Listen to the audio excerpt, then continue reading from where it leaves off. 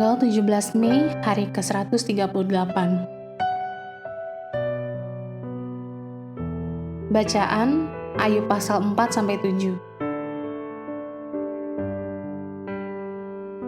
Elifas dan Ayub, perdebatan pertama.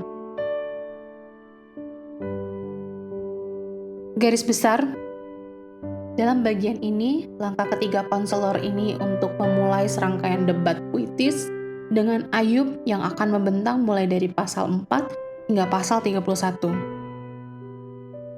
Ketiga teman pribadi Ayub ini yang sebelumnya diperkenalkan pada pasal 2 ayat 11, mewakili tiga sudut pandang yang berbeda saat mereka menganalisis keadaan Ayub yang buruk. Elifas, juru bicara senior, mendasarkan banyak pandangannya dari pengalaman pribadi. Dengan sopan, Elifas menjelaskan dari anggapan umum bahwa semua orang bersalah di hadapan Tuhan yang sempurna. Semua penderitaan berasal dari dosa. Diagnosis yang terbukti tidak memadai dalam kasus Ayub. Ayub menyatakan kekecewaan terhadap nasihat Elifas dan menantangnya untuk mengidentifikasi apapun kesalahan yang ada di antara Ayub dan Tuhan.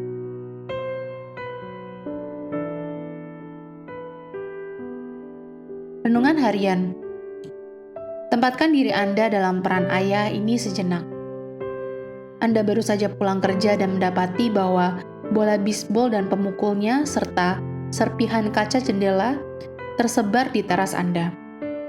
Tanpa menyelidiki lebih lanjut atas masalah ini, Anda langsung menyimpulkan serta menyerbu masuk ke dalam rumah, memarahi orang rumah, dan menyalahkan keteledoran yang dilakukan oleh istri Anda. Puas karena keadilan telah terlaksana, Anda duduk sambil membaca koran sore. Sampai istrimu kembali dengan bocah laki-laki tetangga sebelah yang telah mengakui semua perbuatan yang menyebabkan semuanya itu. Langsung mengambil kesimpulan, tidaklah semudah kegiatan untuk menggali fakta. Alkitab memberitahu kita untuk cepat untuk mendengar, tapi lambat untuk berkata-kata, dan juga lambat untuk marah. Lihat Yakobus pasal 1 ayat 19. Ambillah pelajaran konseling dari kitab Ayub ini. Situasi apa di hari ini yang mengharuskan Anda bertindak sebagai wasit? Habiskanlah waktu Anda agar cukup untuk melihat semua masalah terlebih dahulu. Berikan nasihat Anda hanya setelah pertimbangan penuh pemikiran dan doa atas semua fakta yang ada.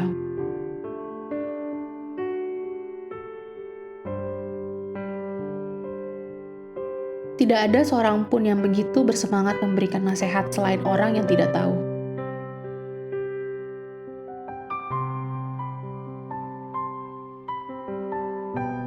Pendalaman.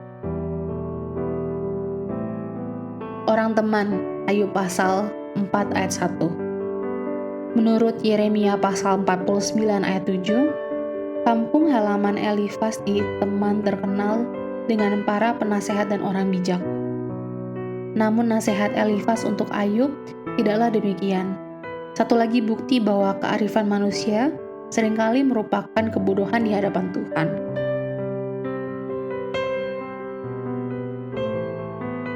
Apa penyakit Anda? Ayub pasal 7 ayat 5. Penyakit Ayub termasuk semua gejala ini: bisul pasal 2 ayat 7, gatal pasal 2 ayat 8, kehilangan nafsu makan, pasal 3 ayat 24, depresi berat, pasal 3 ayat 24-25, kulit rusak, pasal 7 ayat 5, mata merah, pasal 16 ayat 16, bau mulut, pasal 19 ayat 17, nyeri konstan, pasal 30 ayat 17, perubahan warna kulit dan demam, pasal 30 ayat 30, dan penampilan yang kurus, pasal 2 ayat 12. Amin. Tuhan Yesus memberkati.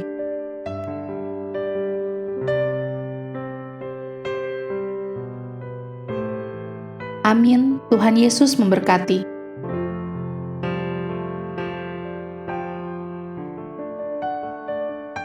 Ayub pasal 4. Percakapan Ayub dengan sahabat-sahabatnya. Elifas menegur Ayub. Maka berbicaralah Elifas, orang Teman. Kesalkah engkau bila orang mencoba berbicara kepadamu? Tetapi siapakah dapat tetap menutup mulutnya? Sesungguhnya engkau telah mengajar banyak orang, dan tangan yang lemah telah engkau kuatkan. Orang yang jatuh telah dibangunkan oleh kata-katamu, dan lutut yang lemas telah kau kokohkan. Tetapi sekarang, dirimu yang tertimpa dan engkau kesal. Dirimu terkena dan engkau terkejut. Bukankah takutmu akan Allah yang menjadi sandaranmu, dan kesalehan hidupmu menjadi pengharapanmu? Camkanlah ini, siapa binasa dengan tidak bersalah, dan di manakah orang yang jujur dipunahkan? Yang telah kulihat ialah bahwa orang yang membaca kejahatan dan menabur kesusahan, ia menuainya juga. Mereka binasa oleh nafas Allah, dan lenyap oleh hembusan hidungnya. Singa mengaum, singa meraung, patahlah gigi singa-singa muda. Singa binasa karena kekurangan mangsa, dan anak-anak singa betina bercerai-berai. Suatu perkataan telah disampaikan kepadaku dengan diam-diam, dan telingaku menangkap bisikannya. Waktu bermenung oleh sebab khayal malam, ketika tidur nyenyak menghinggapi orang. Aku terkejut dan gentar, sehingga tulang-tulangku gemetar. Suatu roh melewati aku, tegaklah bulu romaku. Ia berhenti, tetapi rupanya tidak dapat kukenal. Suatu sosok ada di depan mataku, suara berbisik-bisik kudengar. Mungkinkah seorang manusia benar di hadapan Allah? Mungkinkah seseorang tahir di hadapan penciptanya? Sesungguhnya hamba-hambanya tidak dipercayainya. Malaikat-malaikatnya pun didapatinya tersesat. Lebih-lebih lagi mereka yang diam dalam pondok tanah liat, yang dasarnya dalam debu, yang mati terpijat seperti gegat. Di antara pagi dan petang mereka dihancurkan, dan tanpa dihiraukan mereka binasa untuk selama-lamanya. Bukankah kemah mereka dicabut? Mereka mati, tetapi tanpa hikmat.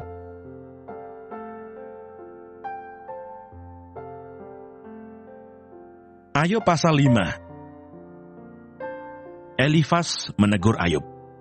Berserulah, adakah orang yang menjawab engkau? Dan kepada siapa di antara orang-orang yang kudus engkau akan berpaling? Sesungguhnya orang bodoh dibunuh oleh sakit hati, dan orang bebal dimatikan oleh iri hati. Aku sendiri pernah melihat orang bodoh berakar, tetapi serta-merta kukutuki tempat kediamannya. Anak-anaknya selalu tidak tertolong. Mereka diinjak-injak di pintu gerbang tanpa ada orang yang melepaskannya. Apa yang dituainya dimakan habis oleh orang yang lapar, bahkan dirampas dari tengah-tengah duri, dan orang-orang yang dahaga mengingini kekayaannya. Karena bukan dari debu terbit bencana, dan bukan dari tanah tumbuh kesusahan. Melainkan manusia menimbulkan kesusahan bagi dirinya, seperti bunga api berjolak tinggi. Tetapi tentu aku akan mencari Allah, dan kepada Allah aku akan mengadukan perkaraku. Ia melakukan perbuatan-perbuatan yang besar dan yang tak terduga, serta keajaiban-keajaiban yang tak terbilang banyaknya. Ia memberi hujan ke atas muka bumi, dan menjatuhkan air ke atas ladang. Ia menempatkan orang yang hina pada derajat yang tinggi, dan orang yang berduka cita mendapat pertolongan yang kuat. Ia menggagalkan rancangan orang cerdik, sehingga usaha tangan mereka tidak berhasil. Ia menangkap orang berhikmat dalam kecerdikannya sendiri, sehingga rancangan orang yang belat-belit digagalkan. Pada siang hari mereka tertimpa gelap, dan pada tengah hari mereka meraba-raba seperti pada waktu malam. Tetapi ia menyelamatkan orang-orang miskin dari kedahsyatan mulut mereka, dan dari tangan orang yang kuat. Demikianlah ada harapan bagi orang kecil, dan kecurangan tutup mulut. Sesungguhnya, berbahagialah manusia yang ditegur Allah. Sebab itu janganlah engkau menolak didikan yang maha kuasa, karena dialah yang melukai, tetapi juga yang membebat. Dia yang memukuli, tetapi yang tangannya menyembuhkan pula. Dari 6 macam kesesakan engkau diluputkannya, dan dalam 7 macam engkau tidak kena malapetaka. Pada masa kelaparan, engkau dibebaskannya dari maut, dan pada masa perang dari kuasa pedang. Dari cemeti lidah engkau terlindung, dan engkau tidak usah takut bila kemusnahan datang. Kemusnahan dan kelaparan akan kau tertawakan, dan binatang liar tidak akan kau takuti. Karena antara engkau dan batu-batu di padang akan ada perjanjian, dan binatang liar akan berdamai dengan engkau. Engkau akan mengalami bahwa kemahmu aman, Dan apabila engkau memeriksa tempat kediamanmu, engkau tidak akan kehilangan apa-apa.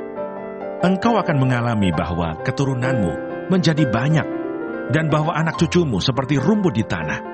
Dalam usia tinggi, engkau akan turun ke dalam kubur, seperti berkas gandum dibawa masuk pada waktunya.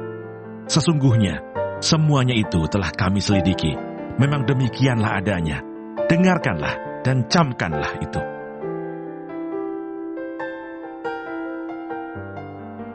Ayub pasal 6. Ayub kecewa terhadap sahabat-sahabatnya.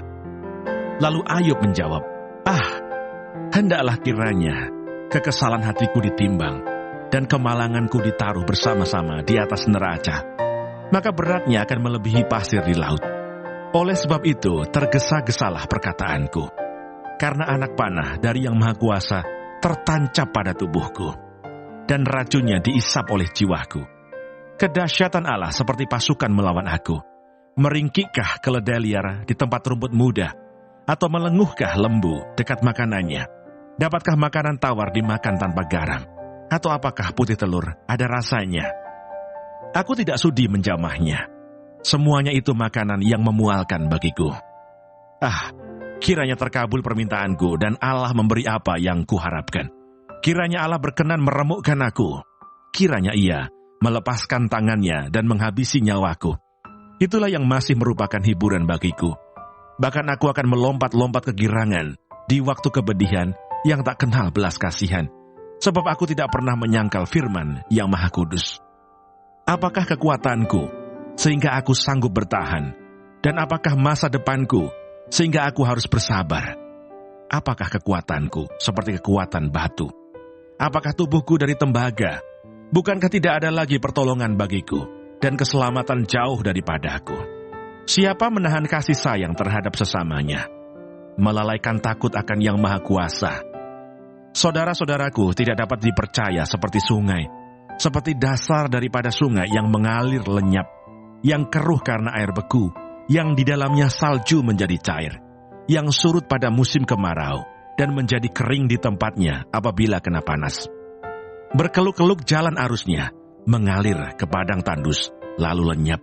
Kafilah dari Tema mengamat-ngamatinya, dan rombongan dari Sheba mengharapkannya. Tetapi mereka kecewa karena keyakinan mereka. Mereka tertipu setibanya di sana. Demikianlah kamu sekarang bagiku. Ketika melihat yang dahsyat, takutlah kamu. Pernahkah aku berkata, berilah aku sesuatu, atau berilah aku uang suap dari hartamu, atau luputkan aku dari tangan musuh, atau tebuslah aku dari tangan orang lalim? Ajarilah aku, maka aku akan diam, dan tunjukkanlah kepadaku dalam hal apa aku tersesat. Alangkah kokohnya kata-kata yang jujur. Tetapi apakah maksud celaan dari pihakmu itu? Apakah kamu bermaksud mencelah perkataan? Apakah perkataan orang yang putus asa dianggap angin? Bahkan atas anak yatim kamu membuang undi, dan sahabatmu kamu perlakukan sebagai barang dagangan. Tetapi sekarang berpalinglah kepadaku. Aku tidak akan berdusta di hadapanmu. Berbaliklah, janganlah terjadi kecurangan. Berbaliklah, aku pasti benar. Apakah ada kecurangan pada lidahku? Apakah langit-langitku tidak dapat membeda-bedakan bencana?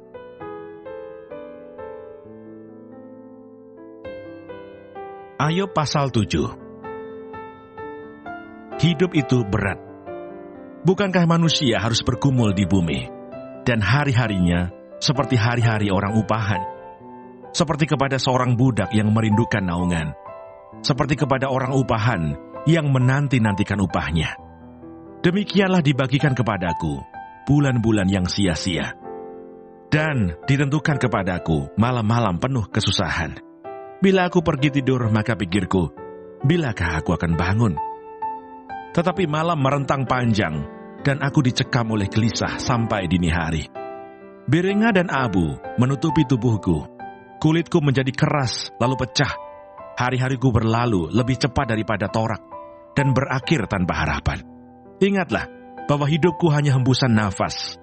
Mataku tidak akan lagi melihat yang baik. Orang yang memandang aku tidak akan melihat aku lagi. Sementara engkau memandang aku tidak ada lagi.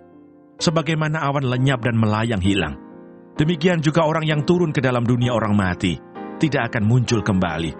Ia tidak lagi kembali ke rumahnya dan tidak dikenal lagi oleh tempat tinggalnya. Oleh sebab itu, aku pun tidak akan menahan mulutku. Aku akan berbicara dalam kesesakan jiwaku, mengeluh dalam kepedihan hatiku. Apakah aku ini laut atau naga, sehingga engkau menempatkan penjaga terhadap aku?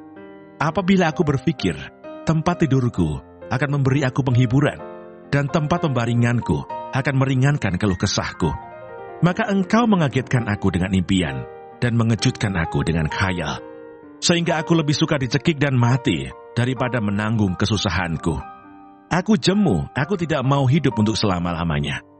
Biarkanlah aku, karena hari-hariku hanya seperti hembusan nafas saja.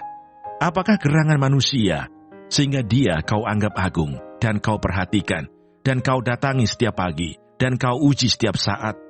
Bilakah engkau mengalihkan pandanganmu daripada aku, dan membiarkan aku, sehingga aku sempat menelan ludahku? Kalau aku berbuat dosa, apakah yang telah kulakukan terhadap engkau, ya penjaga manusia? Mengapa engkau menjadikan aku sasaranmu, sehingga aku menjadi beban bagi diriku? Dan mengapa engkau tidak mengampuni pelanggaranku, dan tidak menghapuskan kesalahanku? Karena sekarang aku terbaring dalam debu, lalu engkau akan mencari aku, tetapi aku tidak akan ada lagi.